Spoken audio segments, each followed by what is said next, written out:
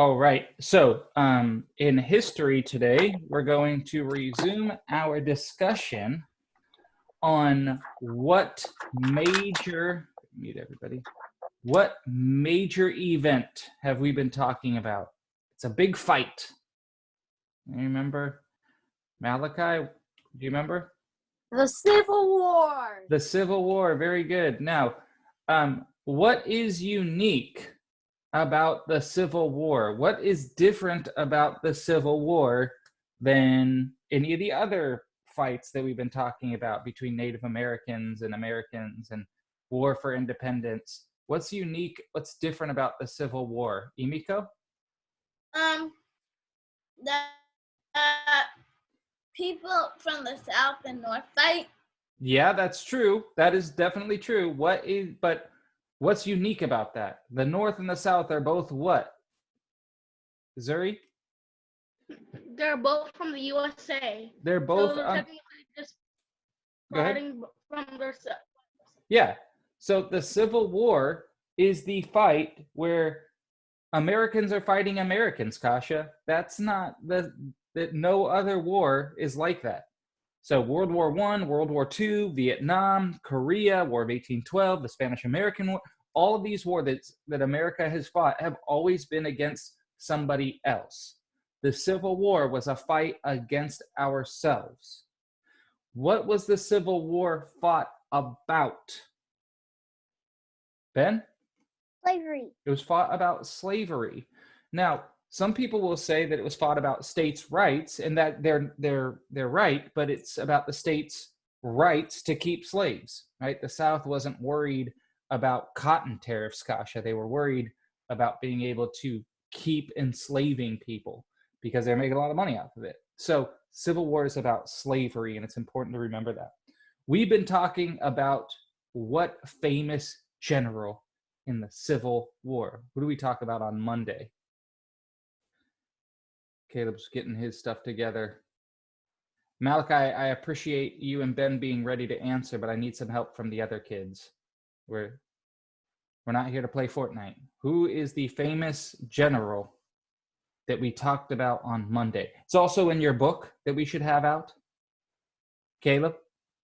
Robert E. Lee. Robert E. Lee. And Robert E. Lee was a leader of which army? Which side was Robert E. Lee on? Turn to page 255. That's where we're going to begin, but I guess you probably remember some of it. What side did Robert E. Lee fight for? Malachi. He fought for the South. He fought for the South. Very good, Malachi. Now, the South had a name and the North had a name. What was the name of the Northern Army, the northern side? What did they call themselves? They had a nickname, not a nickname, but like a name that was called for their forces. Zuri? By the way, can I do both? Sure. The North was called the Union, Mm-hmm. and the South was called the Federate. Yep. The North was called the Union, and the South were called the Confederates. And so Robert E. Lee was the general leading the Confederate forces. He went to a very famous school. What was the name of that school? What school did he go to? Only Malachi knows. It's in your book on page 255. There's a question about it. Kasha? West Point Military Academy. Boom, West Point Military Academy. Academy means like a very elite school. That's why we're called Redeemer Academy. So he goes to West Point. So we're going to try again to read together. So everybody turn to page 255 and follow along. Give me a thumbs up when you're looking at page 255 where it says after graduation. Does everybody see that? All right. We're going to start with Malachi because he's in the upper left-hand corner of my screen. And then we're going to move along. Be ready because when I call your name, it'll be your turn to read. Everybody ready? Excellent. All right, Malachi, start reading after graduation. After graduating, Robert E. Lee became an engineer for the United States Army.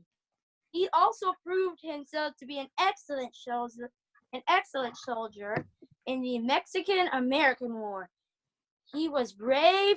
He was a brave commander and carefully planned what his soldiers would do in battle. Very good. We're going to move to Zuri next. Zuri, next section, please. Time passed. The northern and the southern states have been arguing that each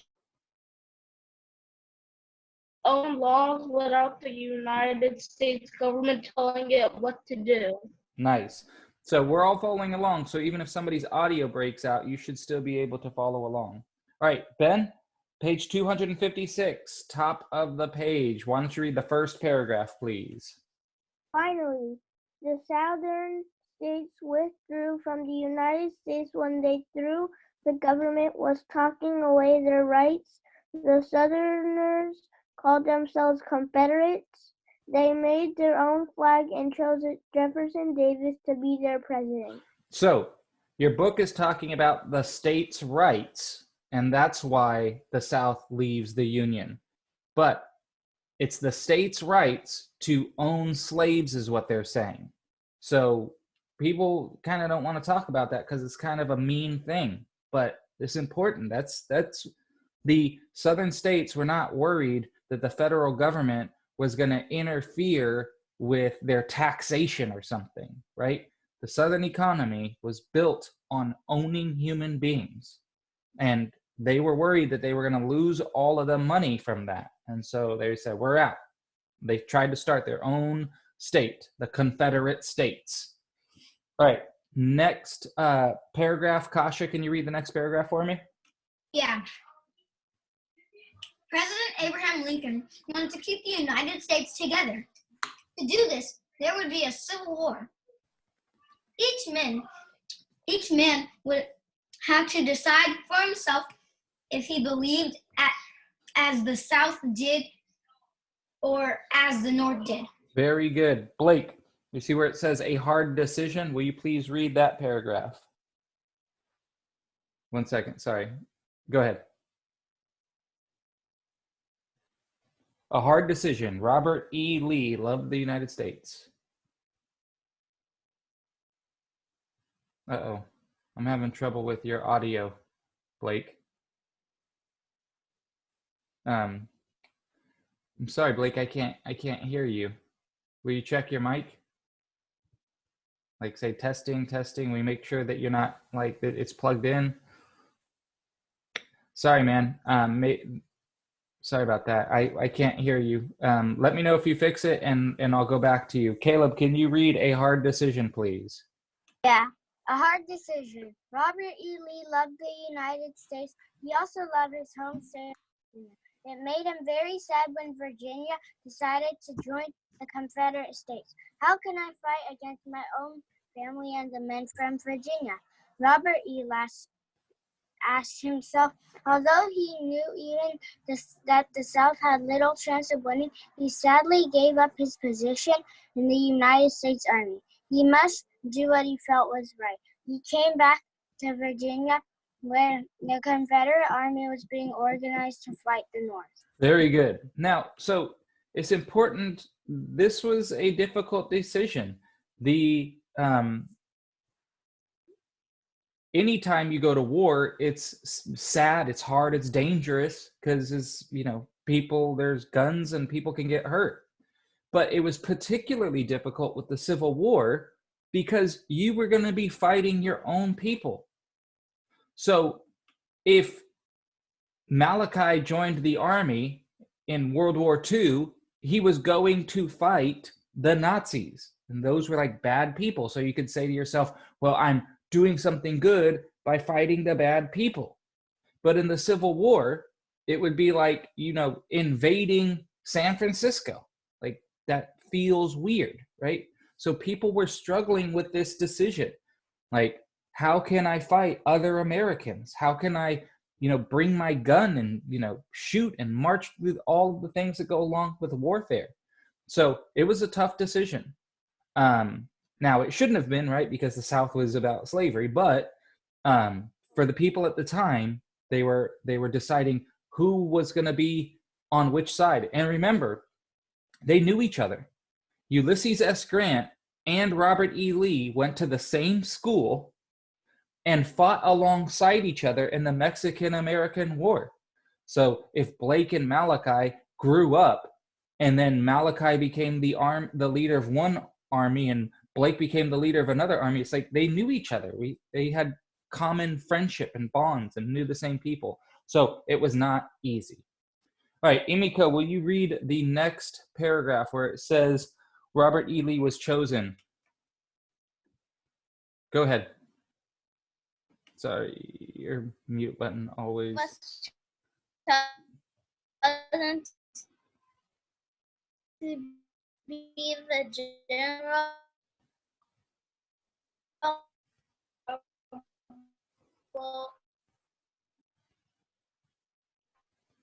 Yeah, we're having some latency issues.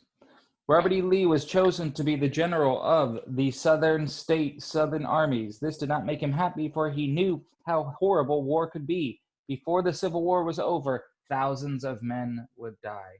That is true. Taj, do you see on page 256 where it says the Confederate soldiers loved General Lee in your history book?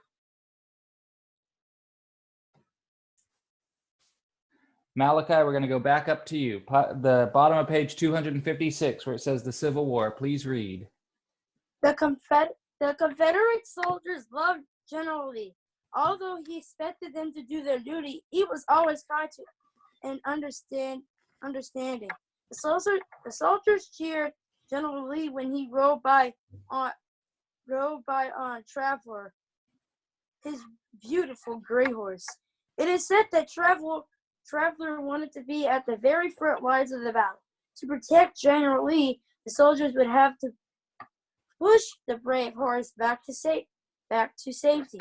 Very good. So you see on page 257, there's a picture of General Lee on his horse, and his horse's name was Traveler. All right, Zuri, will you read the next paragraph? Yes. It said it was Traveler. Wanted to be a very front line of the battle. For 4 years, General Lee. For 4 years, General Lee and his soldiers fought delightfully. Although General Lee was a good leader, the Union Army was much bigger and stronger. General Lee had to give up the North, won the war. Nice. Let's see. Ben, will you read the next paragraph for me, please? Okay. For 4 years, General... Nope. At the close of the war. Oh, at the close of the war, many Southern soldiers were bitter. A few even wanted to leave the United States and live in Europe. General Lee talked to his men. We are one country again. Go back to your homes. Help rebuild our country. So, very good, Ben. At the end of the war in 1865, the South loses. The North wins, which means that the South is forced to stay in the Union, forced to stay in America. Now, they're not happy for it. Raise your hand if you ever lost at a game and you were kind of mad about it. You're like, whatever, they cheat. Right? So, I used to be a terrible sport, but I've grown out of it, thank God. You can put your hands down. So, many of the Confederate soldiers were not happy. They lost the war. Their farms were burned, and the property, the people that they had enslaved were now free. They were not happy about it at all, and they wanted to keep on fighting. But Robert E. Lee knew that the cause was lost, and so he said, "We gotta try and heal old wounds," and so that's what they do. Side note: in Washington, D.C., at the Arlington National Cemetery, where they bury American soldiers, that is Robert E. Lee's house. And they chose his house as kind of a punishment, so that every day when he would walk out of his house, he would see all of the graves of many of the people who had died in the Civil War. And they did that as a way to punish him. Say, you chose the Confederate side, and look what you did. So in 8th grade, we were supposed to go this week. I'm supposed to be in Washington, D.C. right now. We're supposed to be there, and we go. If we're all together in 8th grade, we'll all go to Washington, D.C., fly on a plane, and we'll go and see Robert E. Lee's house. And you'll see all of the gravestones. And they have graves from the Civil War, from World War I and II, Vietnam, even today. If you join the Army, or your family joins the Army, when they go to meet Jesus, they can be buried in one of these national cemeteries. But they chose his house as a way to be like, in your face. So they weren't very, very good sports about it either. All right, now that the war was over, Kasha, do you see that paragraph? Now that the war was over, will you please read? Yeah. Now that the war was over, what would General Lee do? Since he had told his soldiers to help build their country, he must try to do that too. Very good. Next, we're going to go to Caleb. Will you read the next paragraph, Caleb? Mm-hmm. Now that the war was over, Nope. Next paragraph. when Robert E. Lee was asked to become the president of Washington College in Virginia, he agreed. He had taught his soldiers. He had also taught his students to do their duty and love their country. Very good. Last paragraph, Taj, please read in 1870. In 1870, only a few years later, the Civil War, Robert E. Lee died.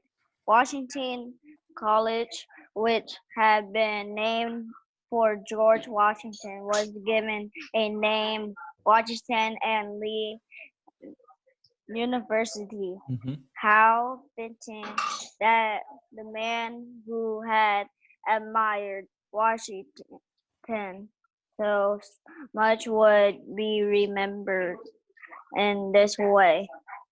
General Robert E. Lee George Washington was one of the great generals in American history and a man who dearly loved his country. Very good. Now, it is true that Robert E. Lee was one of the greatest generals in American history. There's no doubt about that. He was a very good general. However, it is also true that he fought on the side of the South, which, had the South won, they would have kept slavery in the South. And is that a good thing? No. So it's important to remember that. Yeah, he was integrity. He had integrity. He was honest. He was hardworking, and he was a good general. But all of that kind of is undercut by this idea that he fought for the South. All right, turn to page 258. This is the last thing that we're going to do today. I'll post a video tomorrow about science and the last comp check, but I'm going to help you with some of the comp check questions on page 258, and then we're going to go to Miss Moore. Give me a thumbs up if you understand. Ba-boom. Nice. All right, so question number 1. What war was fought over the southern states leaving the United States? What is the answer to number 1? Emiko. Mother God. It is Civil War. The Civil War. Very good. Number 1 is the Civil War. Number 2. What was the Southern Army called? Somebody raise their hand. Malachi? The Confederate Army. Boom, the Confederate Army. Number 3. What was the Northern Army called? Anybody remember what the Northern Army was called? Zuri? Sorry, Zuri? The Union. The Union, right? Remember, Union means to stay together. They wanted to keep America whole. The Union Army. Number 4. What position or job was Robert E. Lee given during the war? Blake? Do you know the answer, Blake? Oh, good. Does anybody know the answer? What was he, a janitor? Was he like sweeping up the horse number 2? Go ahead, Taj. What was the answer? What's the answer? A general. He was a general. He was leading his men. Emiko, you're killing me. Please put that down. Number 5. What did Robert E. Lee encourage his men to do after the war had ended? Blake, what did he encourage his men to do? Oh man, I'm sorry, dude. I don't know what's going on with the audio. I think you were right, but I couldn't really understand. Go ahead, Caleb. Huh? B. Which is? To rebuild their country. To rebuild the country. After the Civil War, people were, had died, buildings had been destroyed, the economy was a wreck, people were upset and sad, so we needed to rebuild the country. Last question. What job did Robert E. Lee have after the war? Malachi? A. College president. College president. Very good. So that is, remember, you can just like take a picture of that